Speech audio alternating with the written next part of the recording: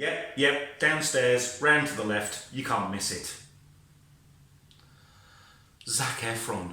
He's in London filming a new series for Netflix. He's popped in to show me his new beard and man bod. Didn't bring me anything from his travels, so I've just sent him out for some quality lager and a copy of The Greatest Showman. He did want lunch, however, and he shouted back Methi at me, so I'm guessing he wants my Methi Chicken. At least I think he said Methi. Fenugreek leaves, either fresh or dried, are used to flavour this light, bright and easy to make curry. Having had it so often in Muscat and Dar es Salaam, this recipe has a very special place in my heart. Here's the ingredients list. I'll put a copy of these down in the comments below so you can copy. So our first step in the Methi process is no Methi at all. We're simply going to marinate all of our chicken. And this marinade literally only needs to be marinated for about 30 minutes. It really doesn't take long at all. I've already got the salt, the chili powder and the turmeric in here. And we're just going to massage this into the chicken and then put it aside for 30 minutes or so whilst I get the rest of the prep ready. Now, I came across Methi Chicken initially when I lived in Muscat. There was a superb restaurant, not a sponsor, but I'm going to big them up, a restaurant called Peaks. And Peaks was based in Al Quair in Muscat. It was on my way home from my project, and as such, it was such good food. And Methi Chicken was the first time I had it there. And as I left after 4 years, or 5 years, the owner gave me the recipe, and this is their recipe. So I hope I'm not spreading this all over the internet, but hey. So I'm just going to now, after that's marinated, let's put this aside for 30 minutes and I'll get on with the rest of the prep. Now that our chicken's marinating, we can get on and start the sauce off. I've got here our onions and our cumin seeds, the bay leaves, some salt, and the salt to draw out the water. And we're going to give that a really good sizzle in a relatively hot oil. Down a little bit.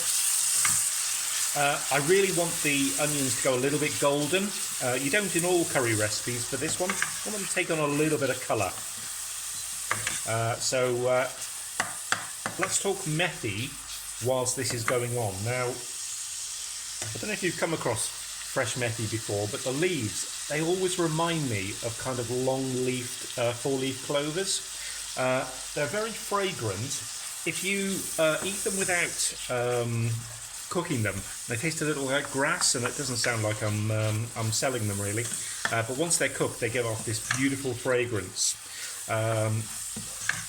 So I'm lucky enough in London to be in the melting pot where I can get hold of that. There's absolutely no reason you can't, when it comes to it, use dried Methi, which is kasoori Methi, and you can find them in many supermarkets. So by all means use that. I'm using a kind of 2 cups of fresh Methi, but if you've got dried, you can use exactly the same recipe, but cut that down to about half a cup of dried Methi. You know, it's like when you dry something, it concentrates the flavour. Methi is predominantly made in northern India, in fact northeast Rajasthan in India, but also in Pakistan as well. And when I tried to do the research years ago on this recipe, there really doesn't seem to be an origin for it. But I will say, as Peaks restaurant that I was mentioning earlier is Pakistani in origin, I'm guessing it's kind of a Pakistani dish. Now, I'm loving the smell of the bay and the onions here as I'm swizzing them around. So it's been a few more minutes and our onions have started to colour. I've got here our yogurt or curd, which I've got our coriander, our chili powder, and you can add in as much chili as you like. This is actually quite a non-hot recipe, but it's your curry, you can decide. A little bit of chili in here. I've got in here our turmeric, a little bit of salt as well, and our onion and garlic paste. And this is going to go in here.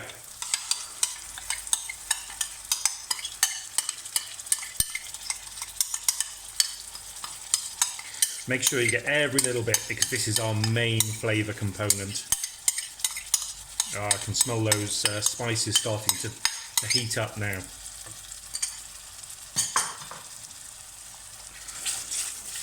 So I'm going to let this heat up, and I'm going to let the yogurt and all the spices mix together. I can already start to see that kind of yellow colour, from the turmeric, which is indicative of this dish. And when you put the fresh methi in, I've got the methi ready here. This is going to go a lovely kind of green-yellow colour, which again, it's not something you always want in cooking, but it's certainly reminiscent of the curry I love. So let's bring this up to temperature, and then we're going to wait for the oil to split away from the yogurt, which will only take a few minutes to do once this starts boiling again. And it'll be on with the chicken.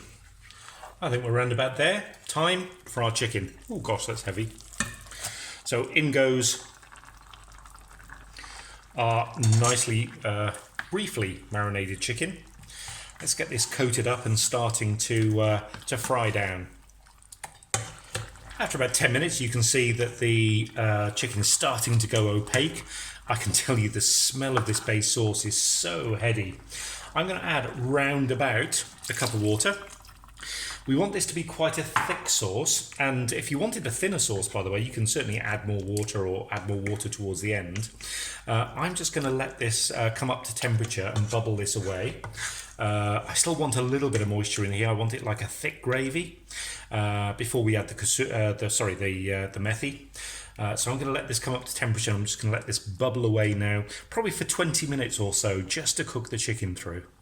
So you can see our sauce now has reduced and thickened. It's turned a beautiful kind of, what should we call this, ochre sauce?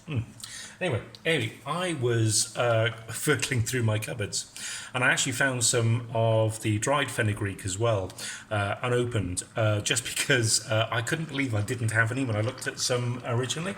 But I have actually got some, and that's what the dried fenugreek looks like. It's very, very small cut. And of course you do need some liquid to rehydrate it. So I'm now going to add our fresh fenugreek.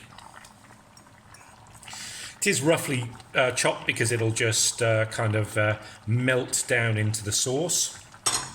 But there's no reason, if you didn't have enough of the fresh, to add some kasoori methi, the dried one, or in fact just use all dried. As I said, about half a cup, 3/4 of a cup, something like that. So I'm now going to stir that in. The other thing, by the way, just be careful of stalks. These do actually have quite long stalks. In fact, if you look at the picture on the packet, you can see that stalk is quite long. Try to pick the leaves rather than the stalks. It's inevitable you'll get some in, but anyway, I'm going to stir this in and let this bubble away for another 10 minutes or so. Now all that's stirred in, you can start to see it colouring the sauce.